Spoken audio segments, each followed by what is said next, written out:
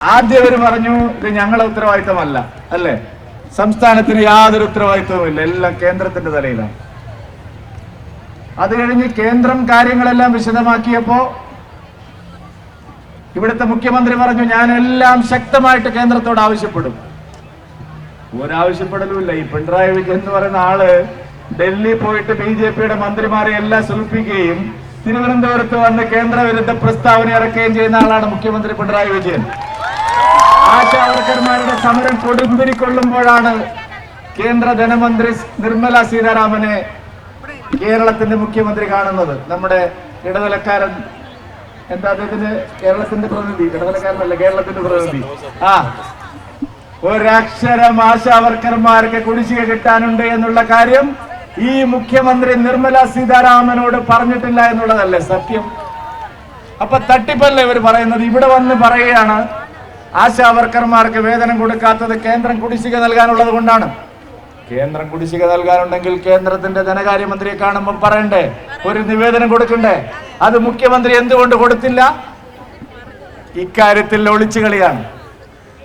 നമ്മുടെ MP തിരുവനന്തപുരത്തുകാരനായിട്ടുള്ള ഒരു രാജ്യസഭാ MP ഉണ്ടല്ലോ, സന്തോഷ് കുമാർ. ആരോഗ്യമന്ത്രി JP നഡ്ഡ ഒരു നയ പൈസ കുടിശ്ശികയില്ല എന്ന് പറഞ്ഞപ്പോ ഇത് പച്ചക്കള്ളമാണ്, ഞാൻ അവകാശ ലംഘനത്തിന് നോട്ടീസ് കൊടുക്കുന്ന പറഞ്ഞത്, അല്ലേ? എത്ര ദിവസമായി JP നഡ്ഡയുടെ പാർലമെന്റിലെ പ്രസ്താവന കഴിഞ്ഞിട്ട് 10 ദിവസമാകാൻ പോകുന്നു. അവകാശ ലംഘനത്തിന് നോട്ടീസ് കൊടുക്കാൻ പോകുന്നു എന്ന് പറഞ്ഞ സന്തോഷ് കുമാർ MP-യുമില്ല, ആട് കിടന്നിടത്ത് പൂടയുമില്ല എന്ന് പറഞ്ഞതുപോലെ MP-യുമില്ല, അവകാശ ലംഘന നോട്ടീസുമില്ല.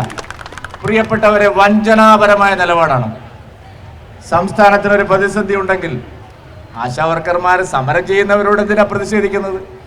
അവരോട് എന്തിനാണ് വൈരനിരാധന ബുദ്ധിയോടുകൂടി പെരുമാറുന്നത്? ആശാവർക്കർമാരെ ഒരു പ്രാവശ്യം കാണാൻ എന്താ തടസ്സം? അവരെ ഒരു ചർച്ചയ്ക്ക് വിളിക്കാൻ എന്താ തടസ്സം? ഒരു മന്ത്രിയെ അയച്ച് അവരുമായിട്ടൊന്ന് സംസാരിക്കാൻ എന്താണ് തടസ്സം? അപ്പൊ ഇത് ജനാധിപത്യപരമായിട്ടുള്ള കാര്യങ്ങളൊന്നുമല്ല, സമരങ്ങളെ വേണ്ടെന്നാണ്. സമരം ചെയ്യുന്നവരെ അടിച്ചമർത്തുക. എന്താ പറഞ്ഞത്? നിങ്ങള് നമ്മളെ കൂടെ ഒരുമിച്ച് കൂടി രാജ്ഭവനിലേക്ക് സമരം ചെയ്യാൻ. എങ്ങനെയുണ്ട്? സ്വന്തം വാഗ്ദാനം 21,000 ഉറുപ്പിക കൊടുക്കാമെന്ന് പ്രകടന പത്രികയിൽ എഴുതി വെച്ച് അതുവഴി ആശാവർക്കർമാരെ മുഴുവൻ തെരഞ്ഞെടുപ്പ് പ്രചാരണത്തിൽ ഉപയോഗിച്ച് അധികാരത്തിൽ 2ാം വട്ടവും വന്നിട്ട് പറയുകയാണ് നമുക്ക് രാജ്ഭവനിലേക്ക് സമരത്തിന് പോകാം. രാജ്ഭവനിലേക്ക് സമരത്തിന് പോയാലും ഞങ്ങൾ നിങ്ങളെ കൂടെ വരും. കാരണം നമ്മുടെ ജനാധിപത്യ വ്യവസ്ഥിതിയിൽ സമരം ചെയ്യുന്നവരാരായാലും അവരുടെ ആവശ്യത്തിന് വേണ്ടി നിൽക്കുക എന്നുള്ളത് ഒരു സാമാന്യമായ നീതിയാണ്. കേരളത്തിൽ ഭരണകക്ഷിയും മുഖ്യമന്ത്രിയും മാർക്സിസ്റ്റ് പാർട്ടിയും ഇത് ചെയ്യുന്നില്ല. ഞാൻ ചോദിക്കട്ടെ, ആ AKG സെന്ററിൽ അടിച്ച് തളിക്ക് വരുന്ന നമ്മുടെ അതിഥി തൊഴിലാളി ബംഗാളി തൊഴിലാളികൾക്ക് 1100 രൂപയാണ് ഗോവിന്ദൻ കൊടുക്കുന്നത്. 1100 ബംഗാളി നമ്മുടെ അതിഥി തൊഴിലാളികൾക്ക് 1100 രൂപയും അതിഥി തൊഴിലാളികൾക്ക് കിട്ടുന്ന ഒരു നാട്ടിൽ ആശാവർക്കർമാർ ഒരു 21,000 രൂപ ചോദിക്കുന്നത് ഇത്ര വലിയ അപരാധമാണോ? ഈ ചോദ്യമാണ് കേരളത്തിലെ ആശാവർക്കർമാർ ചോദിക്കുന്നത്. സമരം ചെയ്യുന്നവരുടെ സംഘടനയുടെ കൊടി നോക്കിയല്ല, അവരാരാണെന്ന് നോക്കിയിട്ടല്ല, അവര് ന്യായമായ ആവശ്യത്തിന് വേണ്ടിയിട്ട് സമരം ചെയ്യുന്നു. അവരെ പിന്തുണയ്ക്കുക എന്നുള്ളത് എല്ലാ നല്ല മനുഷ്യരുടെയും കടമയാണെന്ന് മനസ്സിലാക്കുന്നു BJP. ഞങ്ങൾ ആദ്യമേ പറഞ്ഞു, സുരേഷ് ഗോപി വന്നു, ഞങ്ങൾ എല്ലാവരും വന്നപ്പോൾ പറഞ്ഞു കേന്ദ്രത്തിന്റെ 1000 രൂപ ഉണ്ടായിരുന്നല്ലോ ആദ്യം 2014, 2000 ആക്കി.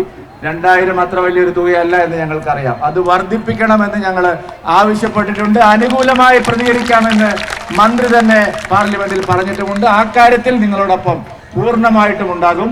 സമരത്തിന്റെ കാര്യത്തിലും ഏതറ്റം വരെ. ഇനിയിപ്പം പിണറായി വിജയൻ ആൾക്കാരെ ഭീഷണിപ്പെടുന്നുണ്ടെന്നാ പറഞ്ഞു, നിങ്ങളെ പണി പോവും. ഇന്ന് പ്രത്യേകിച്ചും പോവാത്തവരെ പണി പോവും. ഒരു ചുക്കും പിണറായി വിജയനെ കൊണ്ട് ചെയ്യാൻ കഴിയില്ല എന്ന് ഞാൻ പറയാൻ ആഗ്രഹിക്കുകയാണ്. പിണറായി വിജയൻ ഭീഷണിപ്പെടുത്തിയിട്ട് പല കാര്യങ്ങളും ഇവിടെ നടന്നിട്ടില്ല. നിങ്ങളോടൊപ്പം അവസാന ശ്വാസം വരെ ഉണ്ടാകും. പുതിയ വാർത്തകളും വിശേഷങ്ങളും ഇനി വിരൽ തുമ്പിൽ. എല്ലാ ഡിജിറ്റൽ പ്ലാറ്റ്ഫോമുകളിലും ഇപ്പോൾ Zee മലയാളം ന്യൂസ് ലഭ്യം.